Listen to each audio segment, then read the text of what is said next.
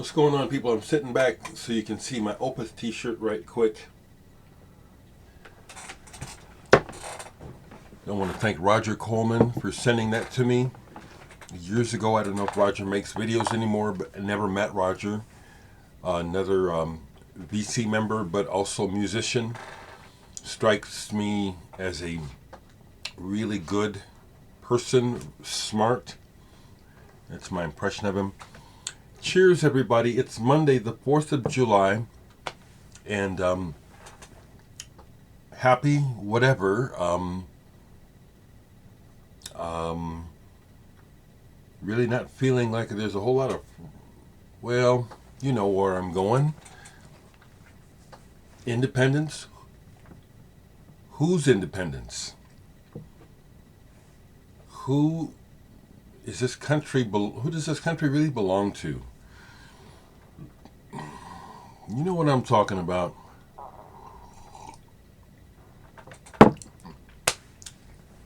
I'm up early, and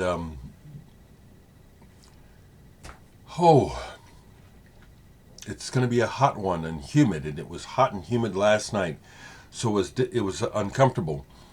I was hoping that there's a reason why I don't have an AC in my room. That will change in the future. But we had a big storm come through about 3 in the morning, and climate change is real. I'm hearing thunder and lightning like it never sounded like when I was a kid. And I'm not imagining it. And last night I heard this. It was almost like the sky was being ripped open. It was frightening. I've never heard the sound of thunder. It didn't even sound like thunder. It sounded like some sort of electrical tearing of the elements above my house. It was frightening. Anyway, I'm just getting my motor running here because I just woke up. First cup.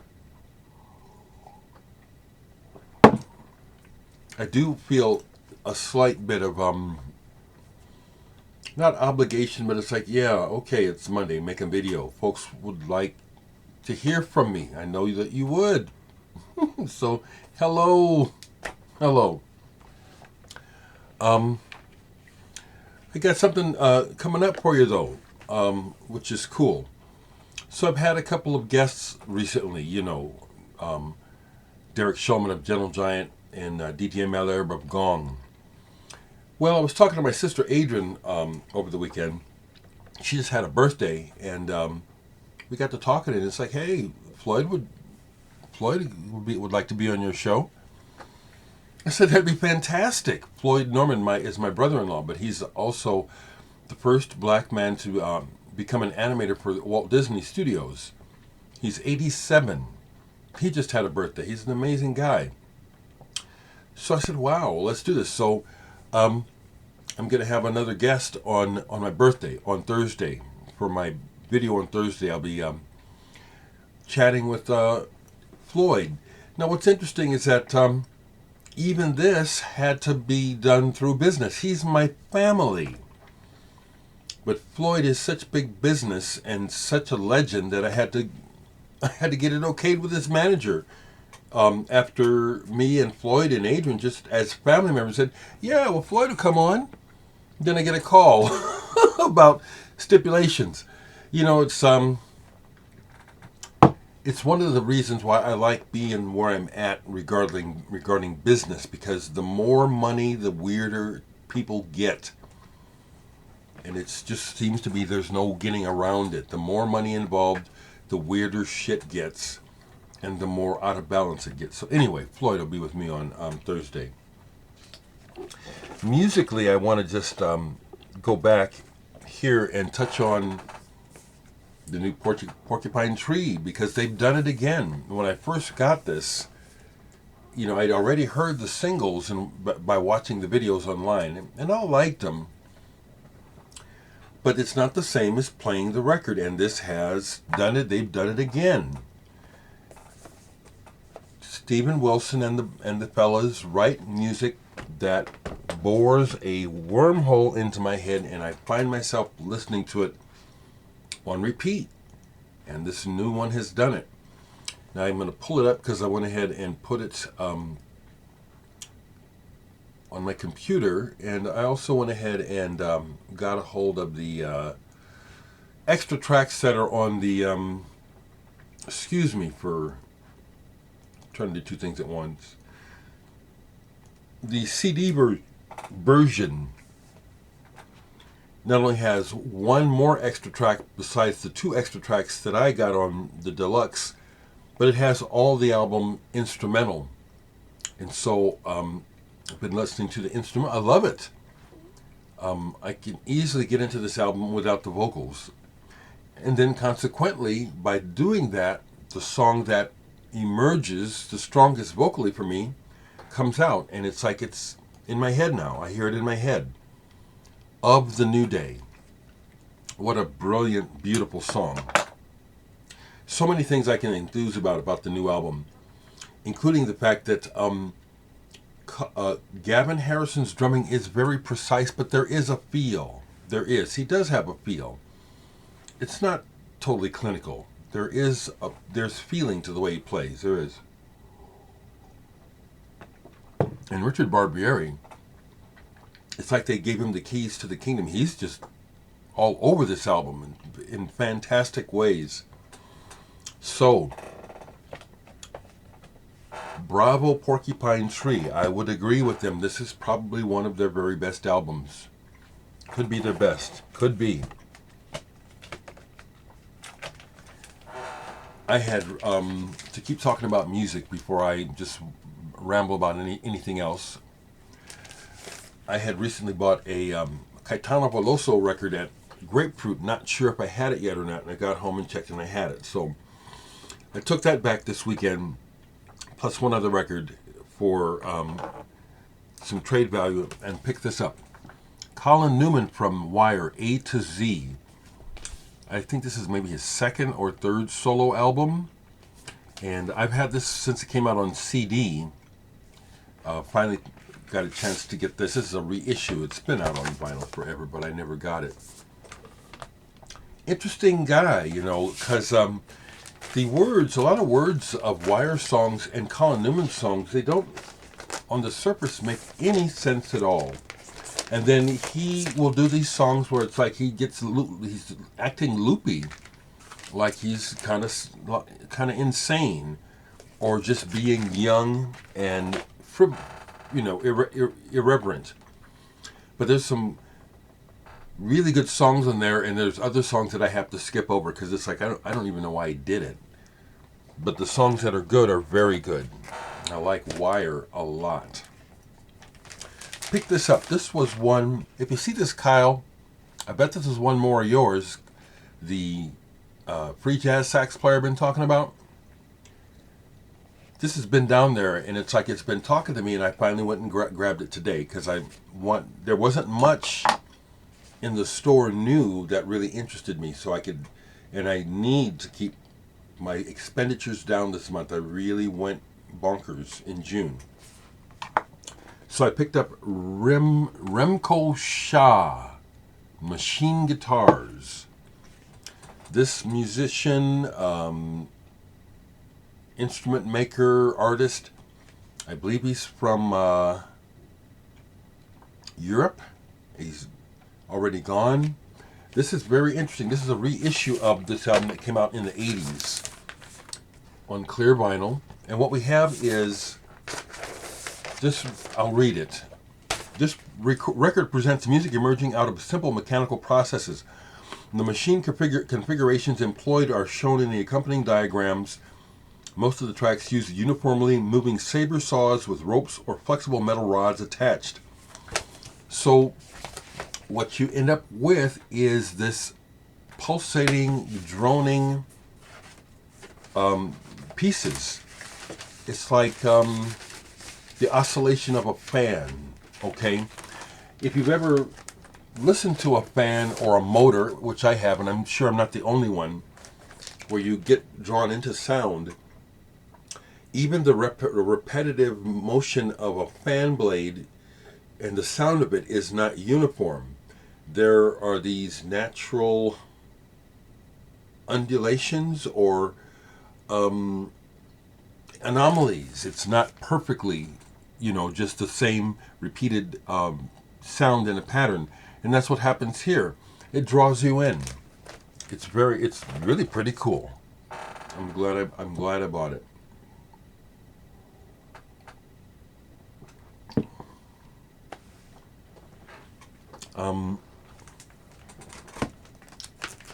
There'll be little things that I'll be thinking about when I'm not in front of the camera that I'll think, I want to say that, and then I'll just forget it. But what I want to do, I wanted to say this. Arthur, if you see this, I got your latest mail, which is the latest Wire magazine with Pew, or the last one, a recent Wire magazine with PHEW on the cover. You sent it to me because of the review of Martin Archer, Julie Tippett's. Very good review. I've been meaning to actually pull the CD and give it a new listen. But thank you. That's so kind of you, Arthur. Something I listened to in its entirety, either yesterday or the day before. This is considered a classic of Italian progressive rock, Museo Rosenbach. As far as I know, they only made this one album. And this is, I've been after this for a long time. It's, not an original because originals are just ridiculous price-wise. But this finally came out as a reissue and on orange vinyl. I don't mind. And it's a good pressing. When I post stuff like this in certain groups, you hear from these audiophile obsessed people who want to have all these, how's it sound? Did they get the pressing right? It's like sometimes I think to myself, these people are so obsessed with their equipment, they don't realize some of this music, no matter how well they remaster it, it can only sound as good as it originally sounded. And this was recorded in the early 70s, and it sounds like it. Sounds fine to me. I love the album, actually. I really do. And I'm going to leave it right. Well, full disclosure, I don't watch TV, but when I get into JAGs, I watch documentaries and music video and stuff about music. And I've just really been getting into Meshuggah. So I've been watching live footage from their recent European tour. What a band. And then playing more of their music. Koloss. These guys are amazing. They're just killer. And when it comes to drummers, Thomas Hawk, he's up there. He's one of my favorite current drummers. Of course, I like all the greats, going all the way back, Jack DeJohnette has always been one of my top drummers, along with Tony Williams and Elvin Jones. But Phil Collins in the early days of Genesis, immaculate drumming. These days, Marco Miniman, and then Thomas Hawk. These guys are killer, as well as Chris Day, who plays with, has done a lot of work with Robert Glasper. I got to see Chris Day play live, but I didn't get to talk to him because he was he was drunk. So it was worthless to try to talk to him. Still, as drunk as he was, he played his ass off.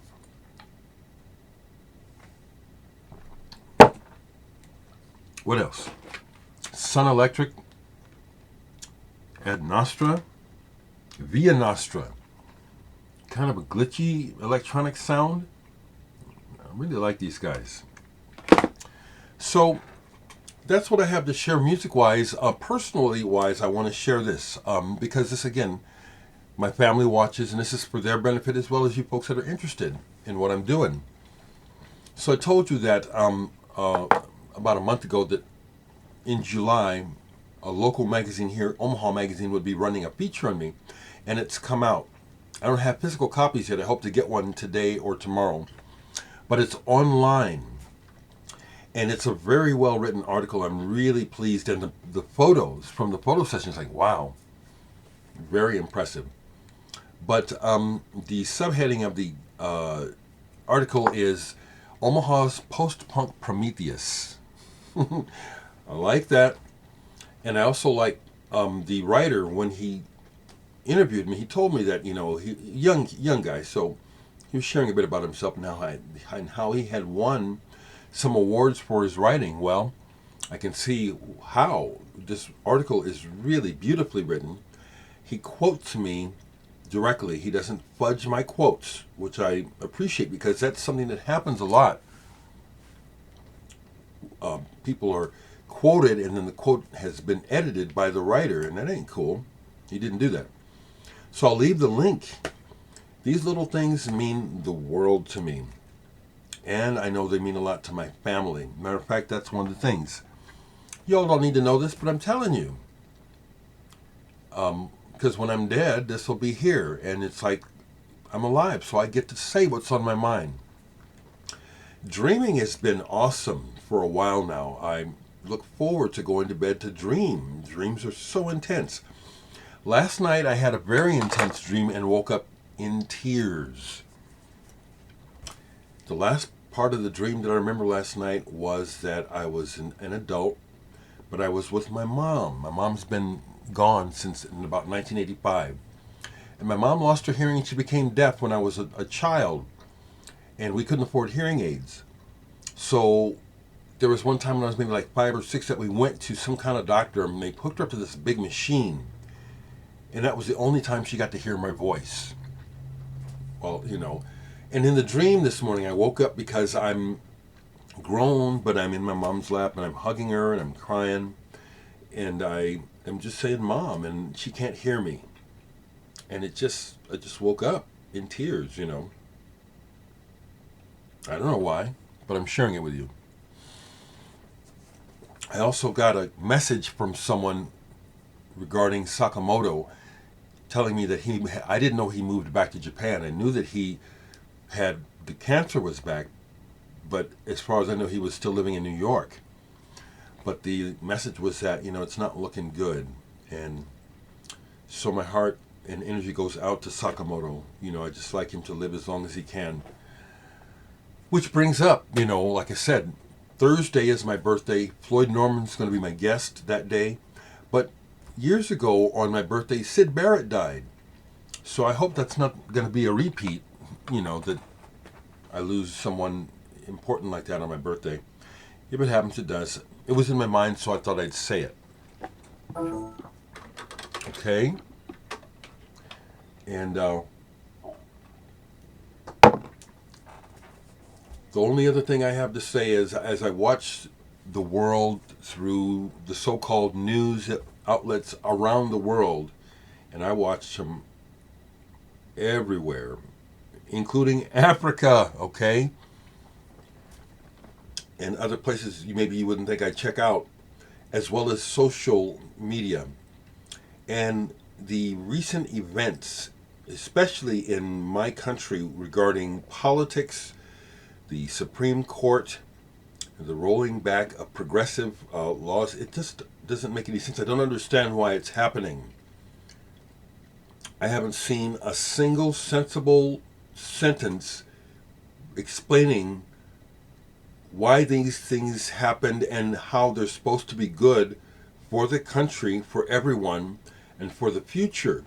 I see no evidence of it. It just all seems very selfish, very anti-humane, even racist. Yes, including Judge Thomas. Don't talk to me some stupid shit. That bought and paid for house. I ain't gonna say the word. I know exactly what I see. So coming up here trying to start some shit with me about your view, that ain't what I see. As far as I'm concerned, you're wrong. Trying to come up here, and then people will, don't get me started. See? So, whatever the 4th of July is supposed to mean, it's a lie. Because all I'm hearing when I turn on the news and the radio is the word abortion. I thought we had that taken care of. It don't make no sense what's going on. It doesn't, people. It doesn't make sense. I haven't heard any sensible talk about why the extreme right-wing nut jobs are doing what they're doing. And I am not a left-winger. People call me that. They brand me that. I do not claim that. I am a human being. And that sucks to have to deal with small-minded people with their filters who brand me. I do not identify with the left or the right. That shit is fucking stupid. And it just, again, it's like people who are just caught up in it. It's like they're just fucking stupid. They can't see it. Can't see it. There's no winners in this quagmire with the two-party political system. It's just bullshit. Okay.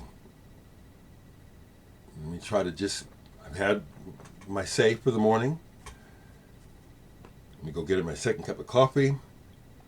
Enjoy your holiday. And as always, talk to me. Check out the article. I'll leave the link. I love the article and the pictures.